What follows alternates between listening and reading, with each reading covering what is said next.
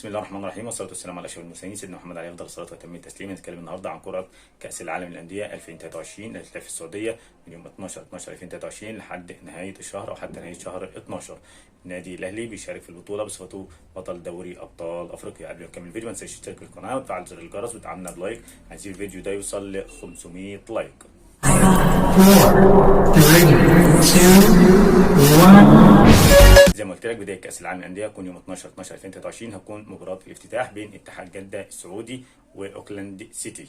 الفائز من اتحاد جده السعودي واوكلاند سيتي هيلاعب النادي الاهلي يوم 15/12/2023.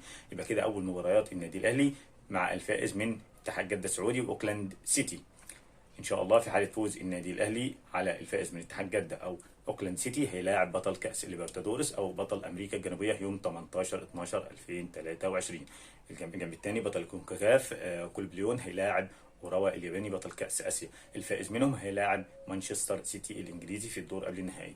نتمنى ان شاء الله نشوف النادي الاهلي في نهائي كاس العالم للانديه 2023 مع مانشستر سيتي او اي فريق يواجهه، ونتمنى كلنا ان النادي الاهلي يكون بطل كاس العالم للانديه 2023. ونقول عاش الاهلي وعاش جماهيره. طبعا كلنا عارفين ان النادي الاهلي بيستعد للموسم الجديد في معسكر في النمسا، وكولر عامل معسكر مميز واللعيبه ان شاء الله كلها على تم الاستعداد.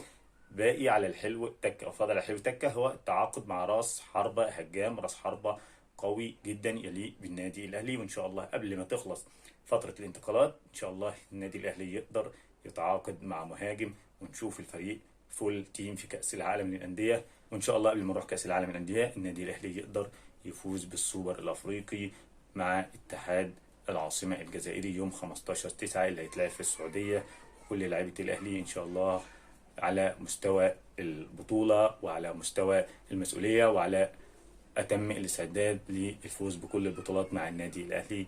ونقول عاش الأهلي وعاش جماهيره، والسلام عليكم ورحمة الله وبركاته.